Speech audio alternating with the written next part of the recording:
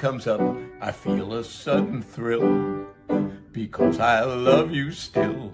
I guess I always will. I say hello, there's no one there, but hold on, what was that? You're talking to your cat. I see now where we're at. A butt call, it's only a butt call. But after I've been all this time on my own, a butt call is better than no call. It tells me my number is still on your phone.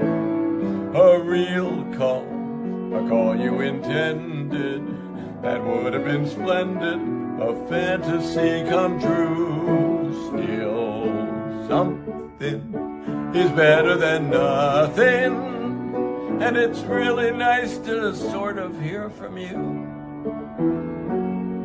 Now we both know that self-respect has never been my jam. I'm meeker than a lamb. Hey, that's just who I am. You always hated that in me. You said it drove you nuts. No ifs or ands or buts. But if there is a but, it's this butt call. 'Cause what if you meant it? Subconsciously sent it. It starts to make sense. You love me. Deep down you still love me. And dial this butt call. There are no accidents. You miss me. You want me to call back. You're too proud to crawl back. But this thing is a start.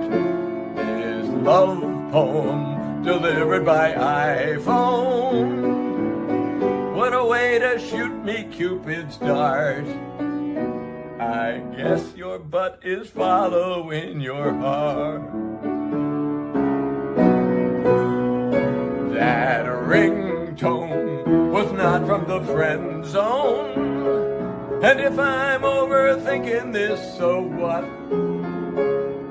My heart is only following your butt.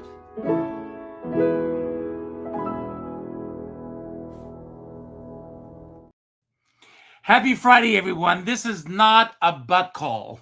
This is Richard Skipper Celebrates. And today we are celebrating authenticity in the arts.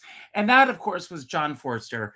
And he's going to be on a little later in the show. But you can catch him live on Monday night at the Triad. He's going to be appearing along with Tom Tost and Hillary Rollins. And I cannot wait to see the show. And here is Hillary Rollins right now. So, Hillary, welcome to the show. Hi, how are you? I'm doing great. It's so good to see you again. We haven't seen each other in a while. And every time we see each other, unfortunately, it's virtually. I know. Well, maybe not this time because I'm coming to New York for this show. Well, and I forget, actually, where are you located, Richard? I'm in Rockland County. Okay. Thank you. That works. So, first of all, we're going to talk a little bit about this because both, Tom and John are waiting in the wings. But how did this come together from your perspective? Well, it's interesting you ask it that way because how it came together is kind of what it is. Because this project is the story of the project. And that sounds a little weird, I guess. But it's because it began as a something that we could do during the pandemic, a way to connect and have some community and keep doing our art, which is songwriting. Mm-hmm. But we didn't really have much of an idea beyond that because nobody knew really what was going to happen with the pandemic. I mean, we started out going, this is unprecedented, and so right now we have this thing called Zoom where we can see each other, but we can't get together.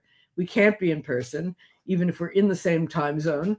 And, it should be over in a few weeks or not. Like we didn't know. Nobody knew. Yeah. And so it was stepping, as the whole world did, into the great unknown and having to find a way to swim in those waters.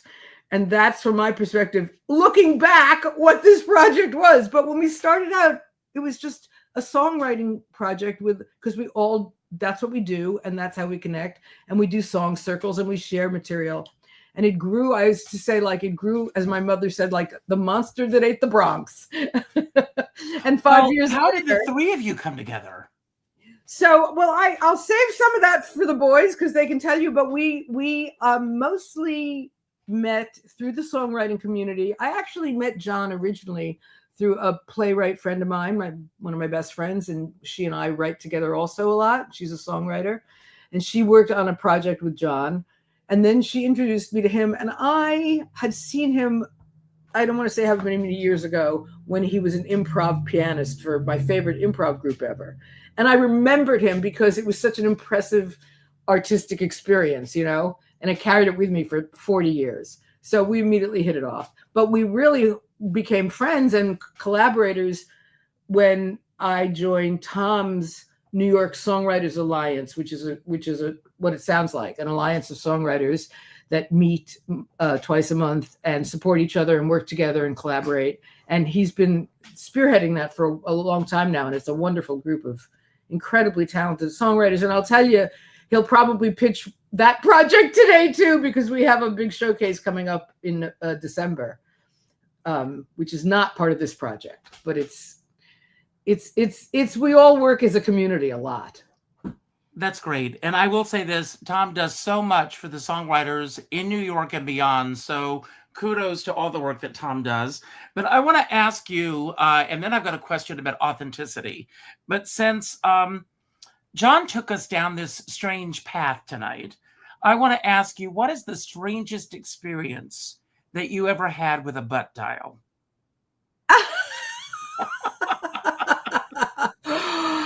Wow, I have to think about that. I mean, I haven't had too many strange experiences with the butt dial because I find any experience on the telephone to be strange these days. Because people don't That's call. True. It's absolutely true. But what is interesting to me is that that we continue to have butt dials. We continue to have glitches on Zoom after 5 years of the pandemic because the technology is moving faster than I can keep up with. And so like I said, we are now in Mercury retrograde. I think it began, or does it begin on Monday? I think it's happening around us. Okay. And I do believe in it. So, yeah. So I want to, so we are talking today about authenticity. And I want to ask you, have you ever made an artistic choice that felt risky because it was so personal to you? And how did the audience respond to that choice that you made? Well, I'll reverse engineer it.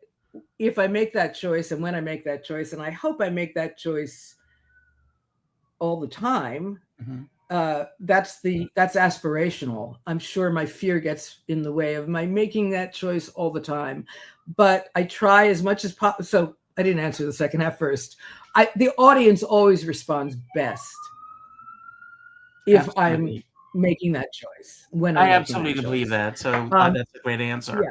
Yeah. So Hillary, you're going to bring on the next guest. So we have 4 people waiting in the wings. 2 of them you know, 2 you don't. So pull a number 1 through 4, and we'll see who's coming on next. I do this, everyone, so that I am not playing favorites. So you pick the next guest. 1, 2, 3, or 4. That's good parenting. Yes. Okay, I will pick 3. My favorite number. And we've already seen him here, but he's here again. Here's John Fischer. So John, hey guys. What was the inspiration for that song? That was one of these songs. It doesn't happen like this very often, but I got the line, "A butt call is better than no call," and the song just grew out of that line. But it's a song I never actually sat down to work on. It just, part of it came one week and part of it came the next week. It was just one of those few occasions when it just kind of writes itself. And it's new, it's recent. I just started doing it in front of audiences, and I've been having a good time. doing it. That's great. I'm going to ask you pretty much the same question I asked Hillary about the evolution of this show that you're doing on Monday night at the Triad. Yeah, well, as soon as the pandemic hit, I was reminded of the Decameron, which is a piece of Italian literature, Renaissance literature, that was 10 friends getting together in Florence to wait out the plague. And they rented a villa up in the hills outside of Florence.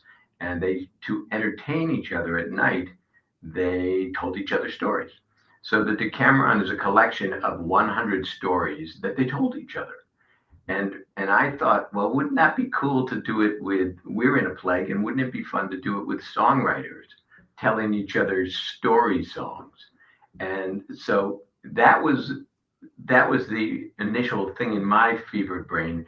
And I called Tom and Hillary, who I don't think knew each other very well. It was just kind of instinct that this might be an interesting chemistry, the three of us. And I just called and pitched the idea to them, and they had nothing to do because we were in the middle of a pandemic. That's true. And I must say that this project was born out of having nothing to do, because we were able to meet daily. I mean, we met much more than you meet on most projects, because we had nothing to do. Well, let me ask you this, and I don't mean to put you on the spot with this, but was these daily Zoom calls something that you look forward to? Or was it something that some days you just felt, are we going to do this again? I mean, because I was doing all these interviews, as you know, and I started to burn out on them. It was just like I wanted to get out in the real world again. Yeah, who didn't? But in answer to your question, that's how I knew it was a good collaboration, because I started to really look forward to these phone calls. And we always had plenty to talk about. It wasn't always the Decameron. It was just, it was like a floating cocktail party. And then we brought other writers in. We sat there and we decided, let's see, who should we invite in on this? And there was so many great songwriters. We couldn't invite everybody, but so that there was that, and we sort of debated everything, worried a lot of decisions to death because we had time. So it was interesting, and also because we had time and no deadline and no idea what this project, where it ultimately are all the calls are all the calls, listen to me, are all the songs on Monday night songs that came out of these sessions? You muted yourself, John.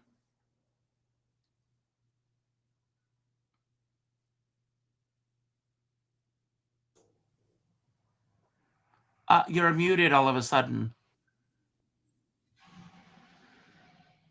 Like I said, Mercury is in retrograde. Hillary? Yeah, I'm having terrible. Yeah, I can jump in because he's muted, but I'm having also hard time hearing. It's breaking up. But I think I got your question is, are all the songs Monday night, did they grow out of the project, from these sessions of working together? That's right. And the short answer is yes, but I say it with a caveat because it's a yes and no. It's a yes and.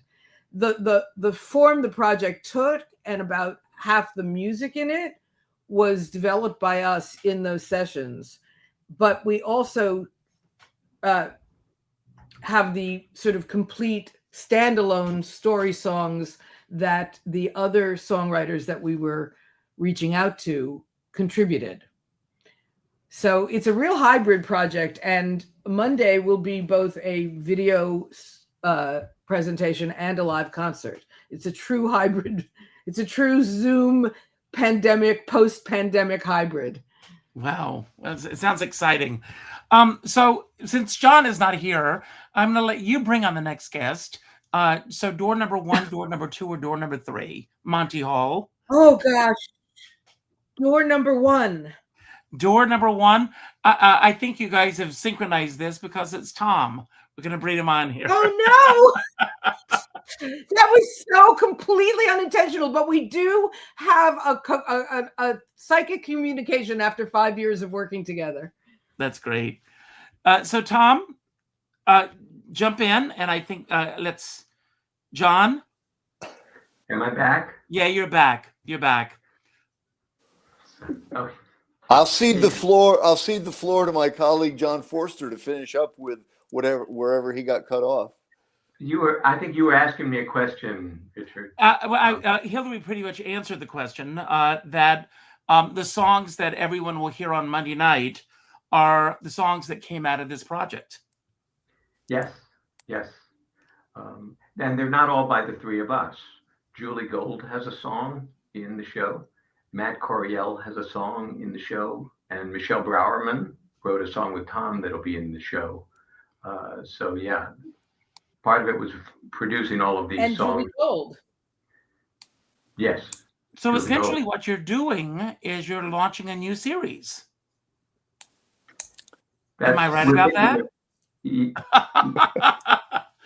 And from what I hear, the ticket sales are very brisk for this. I'm sorry, say again? I said I hear that the ticket sales are very brisk for this. They seem to be going well. We'll have a house. That's great. That's great. Yeah. Great. So Tom, welcome to the stage, and throw your hat in the ring with whatever you want to bring to the table about this project. Well, talk about serendipity, right? I think that the fact that you're doing a show about authenticity is so amazing, because our show is authenticity incarnate. It's cinema verite. It's it started out to be, as Hillary said, or John said, based on the Decameron. We had ideas that we would collect 100 songs and do what the Decameron did. Well, of course, you can't do 100 songs in one show. You maybe could do 100 songs in 10 shows or 20 shows. We sort of along the way realized that we were not going to be able to showcase a whole bunch of songwriters. We probably couldn't even make 10 songs in one show. It would just be too unwieldy if there was ever any kind of talking, around the songs. So what the show kind of evolved into is an authentic example of how we did it. It's talking about as much about the process as it is anything else. And during the pandemic, I learned about podcasts. Now, I live in New York City. I don't have an automobile. I didn't really know anything about podcasts until 2020. You don't sit around in your apartment listening to podcasts, or at least I didn't. Well, let me jump in here for just a moment. I don't know if you all heard this story, but these kids at a school in Queens just opened a time capsule from 1985. Did you hear about this? No. And they were looking at cassettes. They didn't know what cassettes were. Walkmans, all of these devices that were so part of this. I mean, who knows where we're going to be in 10 years with all of this? Well, we sometimes just look back to the beginning of this project and we don't know where we were at the beginning of the project. AI has come in. And the technology between... Go ahead. This is the technology between the beginning of the project and the end of the project changed 20 times. Just the technology we were using. Well, let me ask each of you, since John, you basically touched on this, to weigh in on your thoughts on AI with everything that's going on in the music industry right now. Yeah. Hillary, you want to start? I'm happy to, but I'm not going to say much, which is that, I have all the anxiety about it that people have, but I found interestingly that in the songwriting world, we're working very hard to make some guardrails, but most of the songwriters I know are just finding that it's a useful tool like any other tool, and it's not replacing them. It's just another recording device, collaboration device, because it's still, the idea still has to come from the self, the God, the source, whatever it is. AI is not coming up with it. I hope so. John?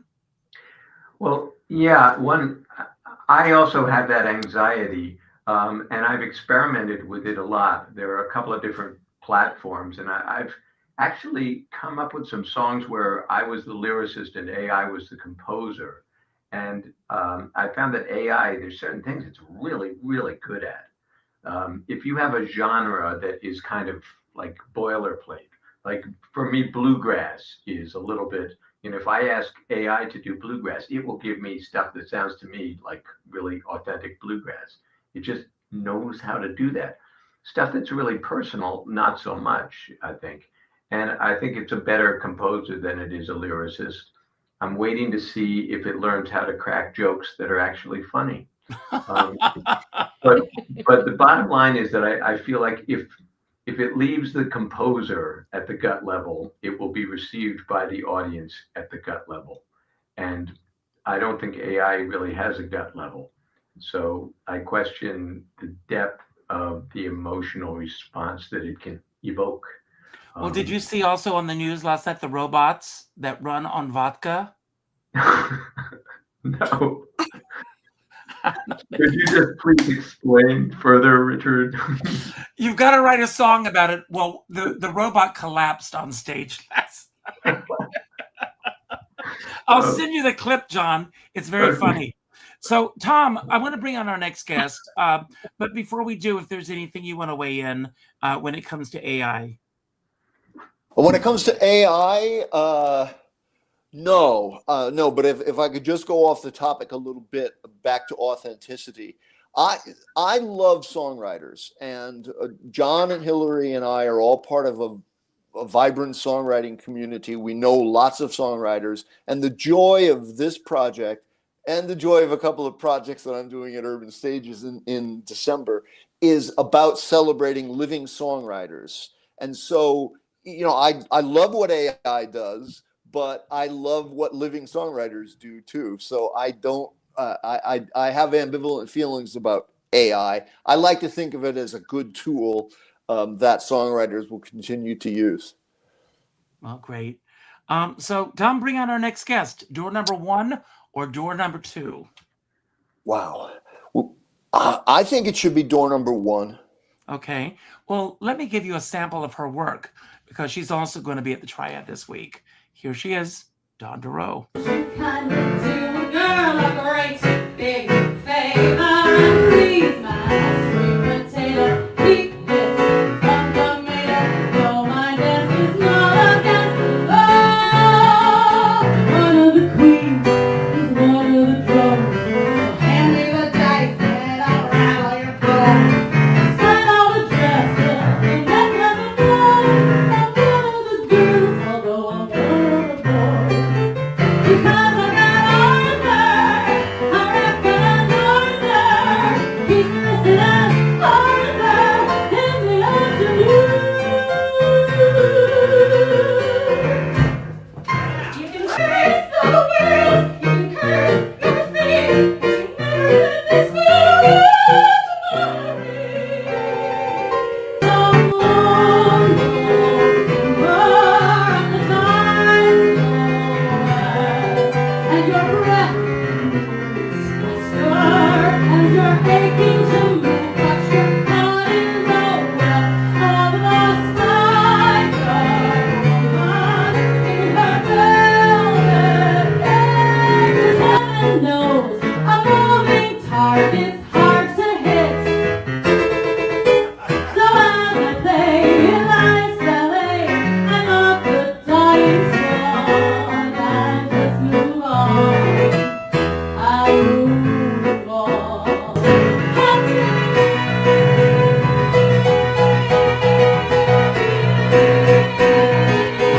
I'm only in the market for a long laughter. I'll let you serenade me till dawn comes along. Keep it up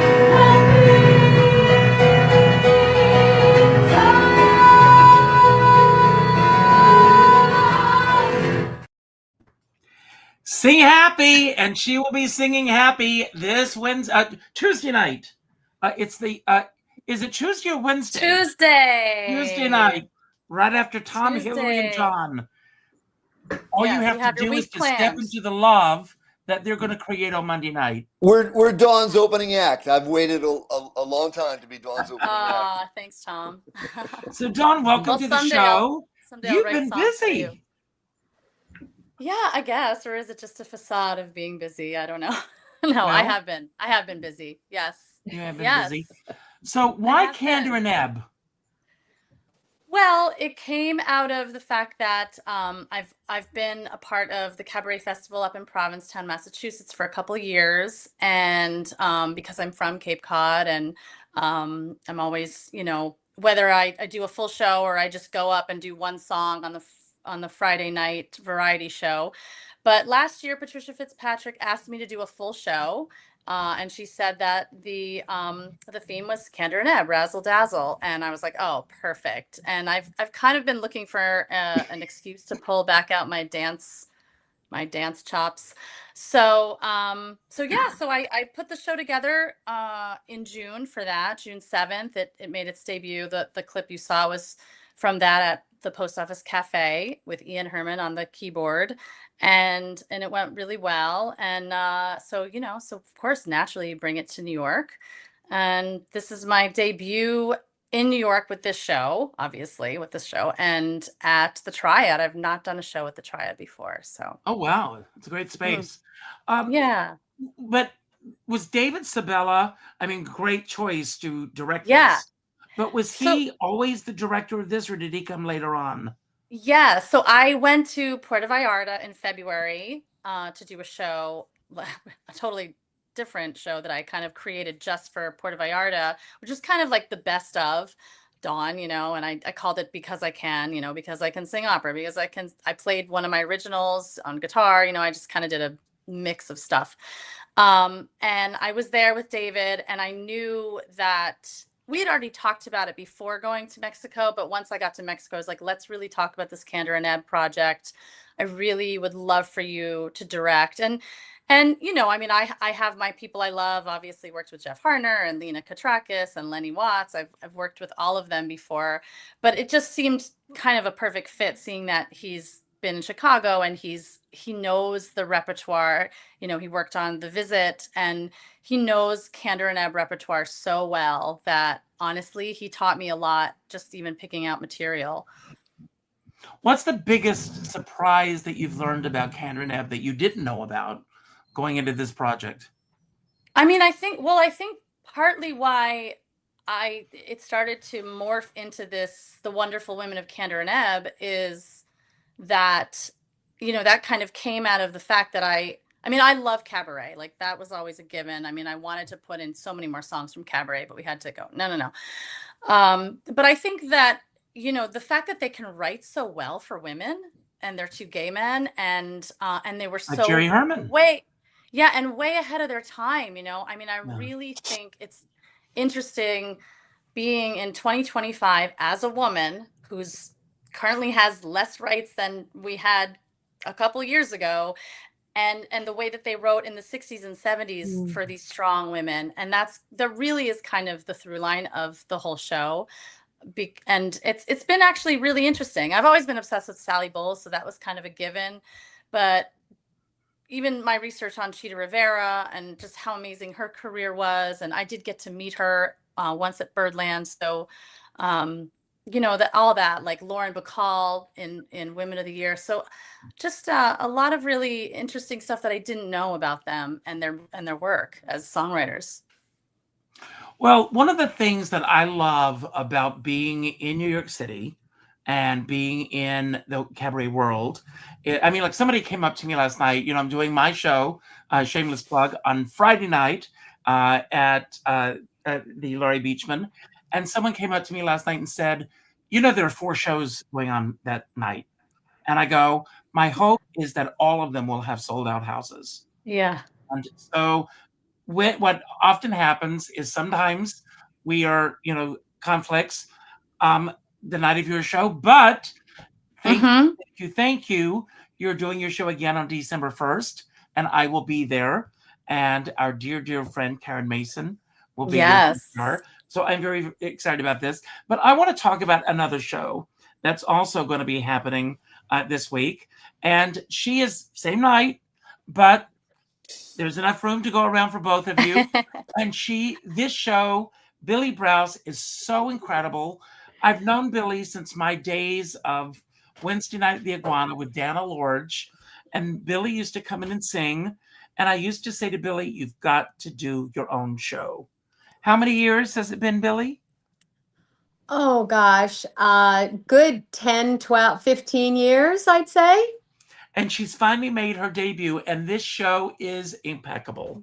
Just a great, great show. Thank you, Richard. So, Billie, what have you learned about yourself from putting your toes into the waters of cabaret this year? Yeah, well, it's been so interesting because I really didn't know much about cabaret. And when I came to New York, I came as an actress, and I then got caught up in the corporate world, Richard, as you know, and then started to feel like I need to get back into what I really want to do, why I came here in the first place. And and I've always loved singing. And I started to sing. And then before I knew it, someone said, my music director, John Fischer, said, why don't you take this class at Singnasium? And they do like a little cabaret show after the end of a class, the 8 weeks. And I said, oh, okay, jump in, say yes. And so I did that, and I started to love that. I did it again. And then I did have Lennie Watts was the teacher for that class. And he said, Billie, you have to do a show. So I did a show. And it is one of those things that took a lot of courage. And I had no idea what I was going to patter about for an hour, with the songs in there. But it's really just a lot of bits and bobs about my life here in New York, and pulled it all together, and hope it's an entertaining evening. But yeah, it's Tuesday night. It'll be another show at Don't Tell Mama. Yeah. And this will be the 4th time that you're doing this? This will be the 6th. Wow. Yeah. And then I have another one in February 11th. And I've been really fortunate with the audiences. It's been great. So I've been really happy with it. And of course, once you do it, I mean, going from the first night, opening night, to like now, it's like, in a way, it's so much, it's like a well-oiled machine now, so it feels so much more authentic. No. Well, I was going to ask you, do you feel that you're more authentic now than you were when you first started doing this? No, I think that I was always authentic, but there's a part of you that it kind of gets into your bones a little more, the more you do something and the more you feel comfortable with it. And it was always my own stories and everything. So it was always me. And I always felt very strong about that. But there's also, when you're in front of the stage, in front of an audience for the first time doing the show, there's going to be a different kind of feeling than, as I said, now I feel a lot more comfortable. And every audience is different. Every audience is different. Yeah, for sure. Yeah. So now that you're all here, I want to do a little round robin on authenticity. I put some questions together. And Hillary, I'm going to start with you. And when did you first recognize the power of authenticity when it comes to your songwriting? And how did it change the way that you began to approach your work? You're going to have to say it again slower because I'm having audio problems, but I think you said, when did you first recognize the power authenticity when it comes to your songwriting? And how did it change the way that you approach your work? I think when I discovered songwriting, I came to it late in life because I came to it through playwriting and other kinds of writing as a lyricist. So I was writing from character and story initially. And when I decided to just write standalone songs, cabaret, pop, whatever you want to call it, singer-songwriter, like most songwriters, it came from a broken heart. my need to speak, not most, but many, often, the impulse for the song came from a personal wound. And tapping into that, or, you know, the songs worked for me because they were authentically what I was needing to express. And then they either landed for other people or they didn't. But you start to notice that, like they say, 3 chords in the truth. Like if people are listening, if you tell the truth, they hear the truth and they find that truth in themselves. So it's way more powerful in some ways than, other approaches. But ultimately, I think the way it mostly changed my work was just being conscious that that is what matters. Wow. Even when I'm writing, not from my own material, but from a sense of some kind of truth. Yeah, that's great. Thank you. Tom, in a world full of comparison, how do you stay rooted in your own voice rather than drifting toward what others are doing or saying? I like to be influenced by others. I like to learn from others, but let me ask you this. What have you learned from Taylor Swift? Okay, that's a very good question. And I listened to your song list. I love Taylor Swift. And in a song that I wrote recently. Do you consider recently, yourself a Swiftie?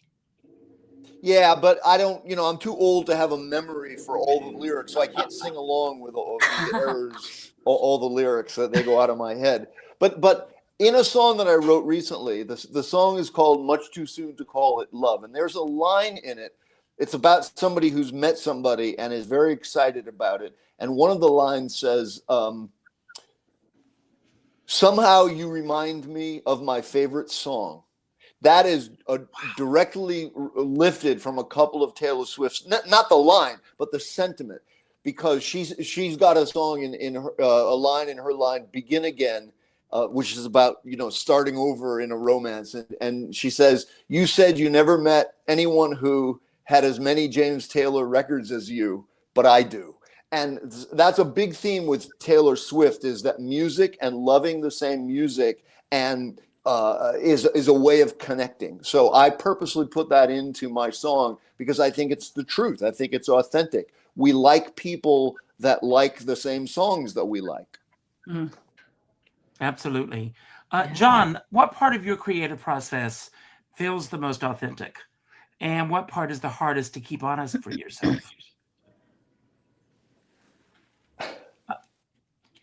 You're muted again, John. John, put it into chat and I'll read it for you. I have some deaf friends that I do this for.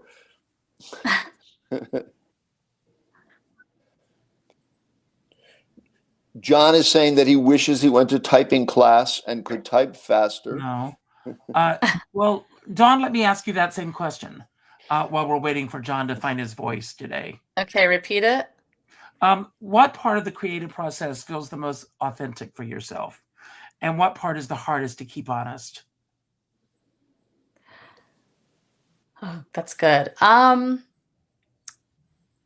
think the hard part to keep honest, I'll go in the reverse, especially for this show, because it's the first show that I'm focusing on a composer lyricist team. I've never done that.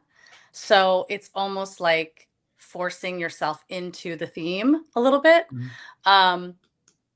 But I think that right now, what I love about this topic is that I feel like I'm being really authentic with this show in ways that I haven't before. I don't know if it's because of my big birthday that is in the middle of these two shows, or and I give 0 Fs, or I don't know, but like, I just feel that I want to speak more to truth.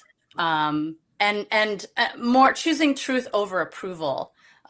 So that kind of shapes my artistry right now in terms of how I enter into songs and enter into whether it's the selection of the song list, the set list, or even whether I'm going to interpret it more as Dawn, or am I going to interpret it more as like how Chita Rivera did it or whatever. if that answers the question. Yeah. Yeah, it does, absolutely. John, do you have your voice? Do I have my voice? Yes, you All do. right. I swear it's nothing I'm doing. I feel like the slowest kid in class, but So John, the same question. Should I reiterate the Could you question? please rephrase the I question. said, what part of your creative process feels the most authentic? And what part is the hardest to keep honest? Right.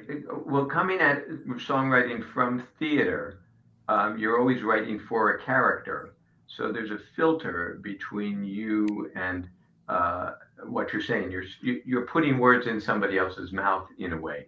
So I wasn't really even. I mean, what you want to get is a character that is behaving in a way that feels honest to the audience. But then when I started just writing songs for me to do, um, I found that it really just came out that way. It felt good when it was true for me, and I could feel when it was wrong. I could feel when I was just putting on something. So I try to find the truth in everything that I do. Well, I've got a question about that as a songwriter, because when you write a song like the butt song, the butt dial song, I should say, you wrote that for yourself. Am I correct? Right. Now, other people like Dawn would like to do that song. So Hilarious. what are your, I mean, when you release it to another singer to sing a specific song, how are you able to just release what was written for yourself and allow someone else to have their interpretation of the song? It's the easiest thing in the world. I love singers and I love when they do my songs. I love to see what they do that's different from what I was doing, because I just think of myself as a passing stage on the song. You know, I want other people to be doing it. And what I'm hoping is that somebody like Dawn would find that this idea of, you know, what the character goes through in that song is just, you know, just getting on this thought process that is obviously completely screwed up. And it's a character who has problems. And I'm hoping that that is real. I'm hoping that people know people who would do that. I mean, I might do that myself.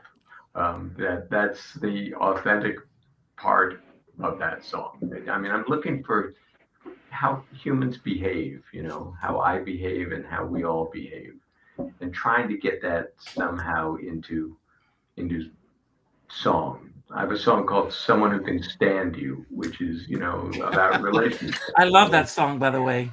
Just trying to find the truth of it, you know. Thank And you Dawn, for that. you're welcome to do Dawn it. and John, I'm not kidding. She wants to do the song. Funny.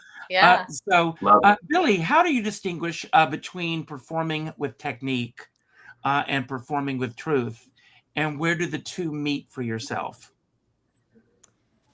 Well, I think that's a good question. I think that I was going to say that technique is sort of like the core, and that is a muscle memory, let's say, or whatever it is. And then you then bring in your own feeling to it, and whether you're singing or whether you're doing your patter, like who you are, and you bring that forward. So I think that there's a place for both, and I think you need to have that core.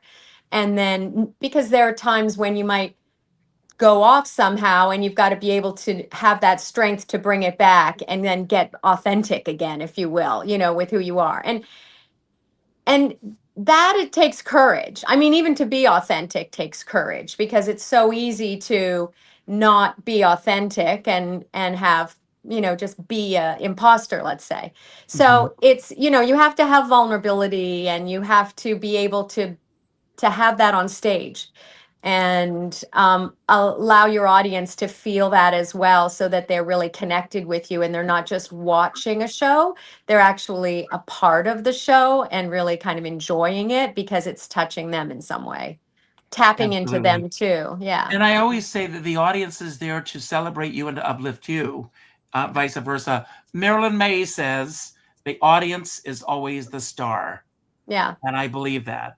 It's how we play off of each other. Hillary, getting back to you, is there a moment in your career when being authentic cost you something, but ultimately led you somewhere better?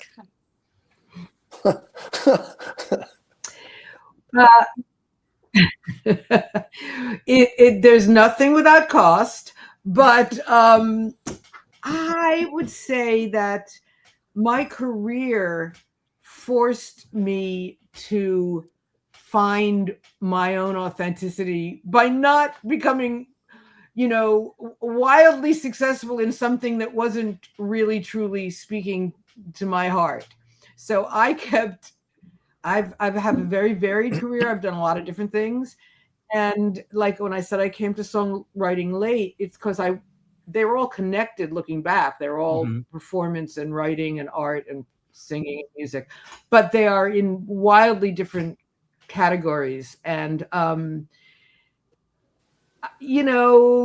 the cost of that is, the thing is, the authenticity is that I'm a seeker and I'm not happy or comfortable just making a commitment and sticking with one thing, live or die. I'm looking for the next truth for me or the next experience.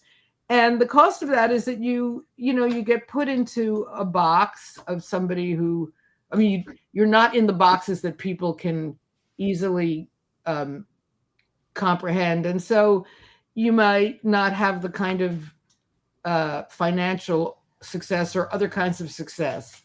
But it ultimately led me to someplace better always, because to me, it's the only way to survive this life we live. Like if I'm not getting to my authentic joy or past my authentic resistance or fear, what's the point? What am I here for? I'm always looking for some other way to get to my own experience of humanity in order to survive life. And isn't that what art is? It's just, I don't know. I'm getting very philosophical, but I don't think I set out and say this, because we live in a world where they want to put us in boxes and they want us to be cookie cutter images of what's gone before us. And, and when somebody comes along who just absolutely is outside the box, to me, it's a thrilling experience to experience artists like that.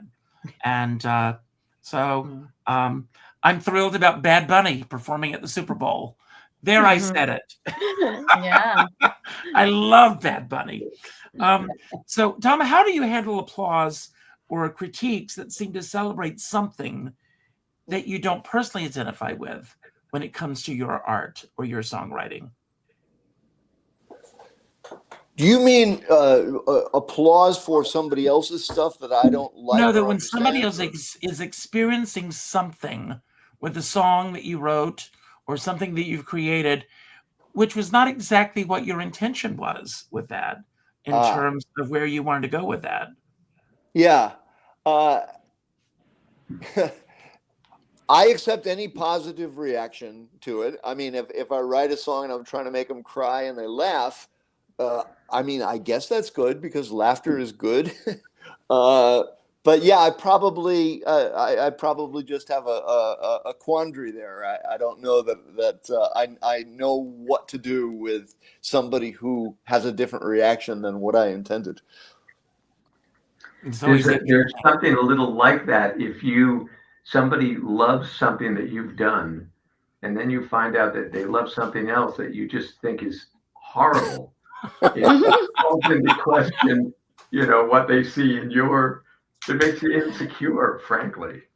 Well, the one thing that I know about, because of all the different cabaret shows that I have produced over the last 10 years and all of the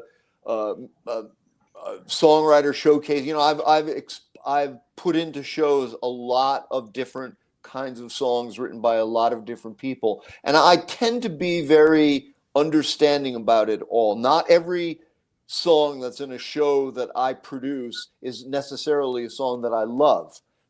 Sometimes I think you have to make room for what other people are going to love, and you have to be a little agnostic sometimes and not make the mistake that your taste, or my taste, has to dominate. My taste doesn't have to dominate. It just has to be a part of the mosaic.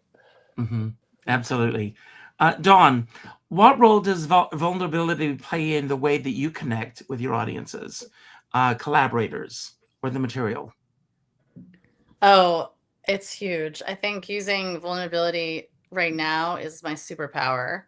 And actually, I had a rehearsal maybe 2 weeks ago with David and Ian, and we went through it was an hour, and I think like the first 45 minutes I was just like like messing up, and then finally I got to the song isn't this better, and I just tapped in. Like, I just got into that place where I almost started crying in the song, and it all just went right where my subtext was lined up with my intention, with the patter, with the lyrics, and then it goes right from there into I Move On.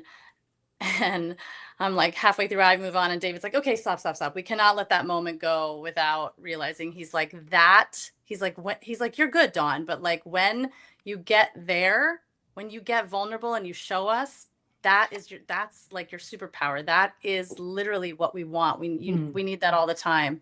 So it's hard. It's not easy. I think that with everything, even what Billie was saying about technique, and I'm such a technique person vocally. Everyone knows I studied opera, so my foundation is so strong. But you do, at some point, you get on that stage, you have to let it go. You can't think of it because you're thinking of the subtext, you're thinking of yourself, you're thinking of your own story, you're thinking of the lyrics, and you have to put the vulnerability, like that has to be in the front of everything. So I think that right now that's all to do with authenticity and vulnerability. It's literally, that's going to be the two words I think of when the curtain goes up on Tuesday. Great. Billie, how do you bring authenticity into your collaborations, especially when others may have a different interpretation of what you want to say? Well, I think I think you have to be strong with your point of view. And as a artist, there's going to be other people who are going to say, "Oh, I really love that song on you," but you don't feel it. If you don't feel it, it doesn't matter. Mm-hmm. Or I could say, "Oh, I really love this song," and they're, "Well, I don't really like it so much." But then but we have to find a way to get it to that point where you are okay with it too. Like, let's say if it was someone else that you were working with, I think you have to just be strong and hold tight. You do have to also, though, I feel, especially me as being someone so green in this community, I have to listen to other people's points of view. I mean, these are experienced people that I'm working with and getting to know. And you, Richard, have been great. Just collaborating with different things. So you have to weigh everything, and then you weigh what is, more important to you, or, you can let it go, whatever it might be. But it's all about talking it out, not like keeping it in and just sort of feeling, "Oh, I don't really like what he said, I'm not going to say anything." You have to say something, and you just kind of have to say, "Oh, well, can we talk about that a little more? What do you really mean by that? Because I don't agree with that," or whatever it is, That's great. John, what is one authentic choice that you've made recently that has brought you closer to the artist that you set out to be? Well, I've been thinking about doing another club act. Who you asking? John. And the last one I did was a couple of years ago, and it was a fun experience, but it was all comedy material. And in a way, I felt after it was all over, well, I loved doing it. I felt like I was hiding behind the laughs a little bit. And so I have been thinking about what my next foray is going to be into, what my next cabaret act is, because I love the form, I love the intimacy of it. But I think that it calls for us changing my approach a little bit, and I think it is toward authenticity is what I'm looking for. And I've been looking at other people's acts, and the discussion here tonight has been really interesting. I mean, everybody, what Dawn was saying about vulnerability, that is how you do that, and at the same time make it funny, if that is what you set out to do. It's a conundrum. I'm wrestling with it. I don't know if that answers your question, but it does answer the question. I at this ripe old age, I still keep learning, and one of the things I'm learning is trying to learn is how to keep revealing myself through what I do, because I think that's one of the things we really want to do as writers. Well, thank you for that. And I want to thank all of you. I mean, this hour flew for me. I hope you all got a lot of this hour. Everyone who's watching, please leave a comment on YouTube. All of you on the show, please do the same thing. Hit the like button if you did indeed like the show. Hit the share button. Let other people know about this. Each of those little efforts that you make actually raises where the ranking is of the video. The more comments, it's all about algorithms. And those algorithms, that beast has to be fed. Otherwise, it just disappears into the ether somewhere.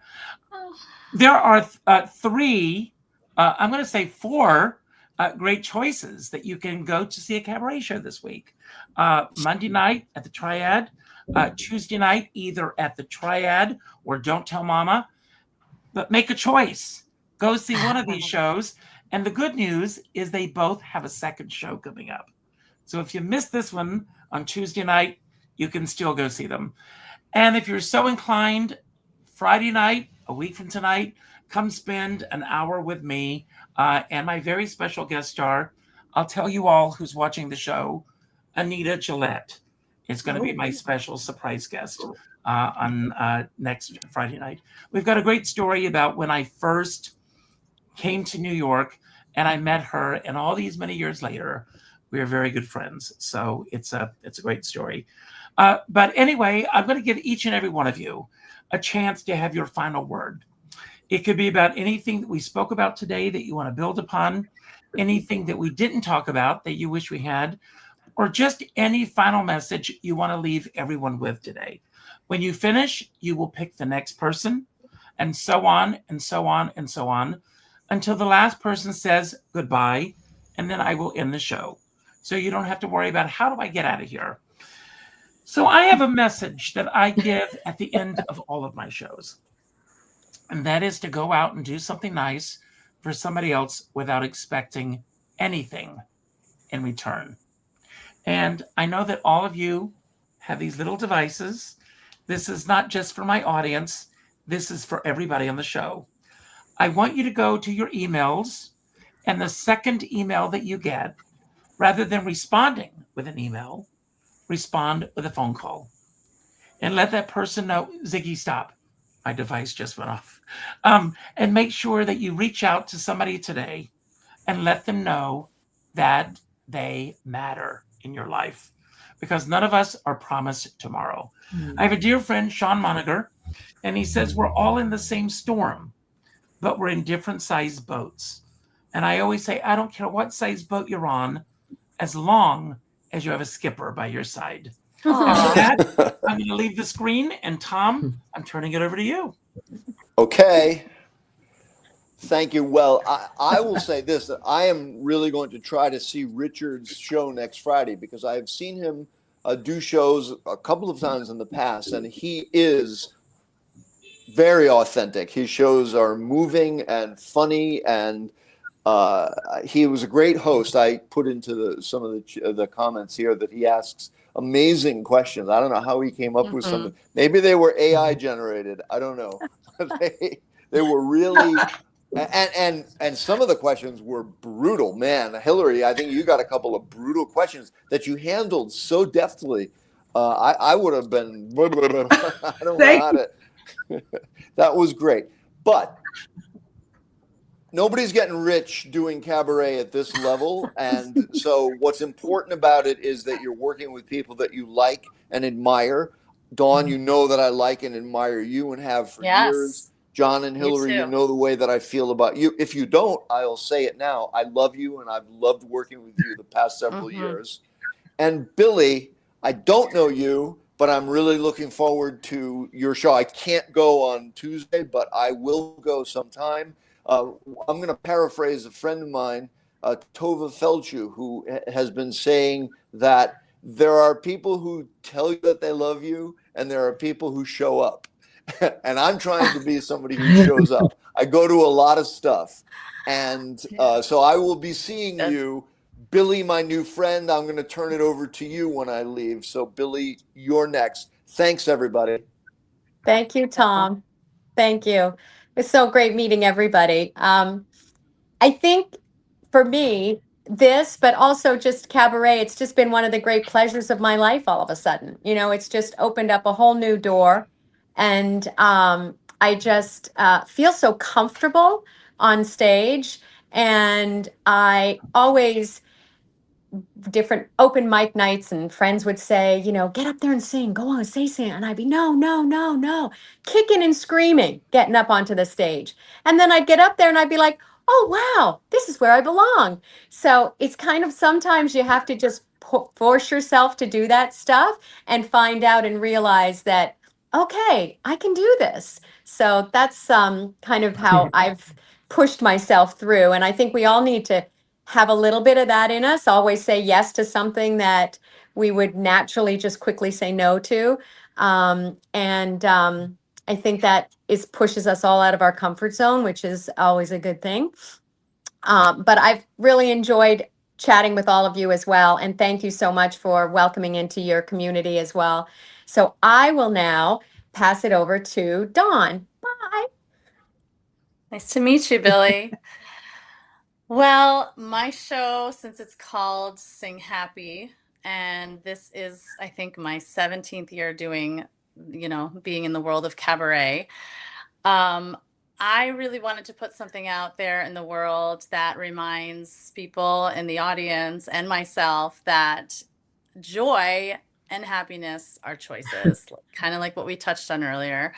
And I'm going to remember that when I get on stage and put that vulnerability and authenticity up front and sing and dance my little heart out. So it was so nice talking with you, John. Great to see you again. Hillary, good to meet you. And I will send this over to Hillary. Who got it? You or me? Okay. Well, John's frozen and I'm close to frozen, so I'm just going to talk. I really had a good time seeing everyone and meeting everyone, and I did not know Dawn or Billie, and what a treat. You know, one of the questions tonight was to John about what you do about, you know, somebody else doing your songs when you've written them from your heart for yourself or for you to sing, all of which I've done. But I want to say this as a songwriter.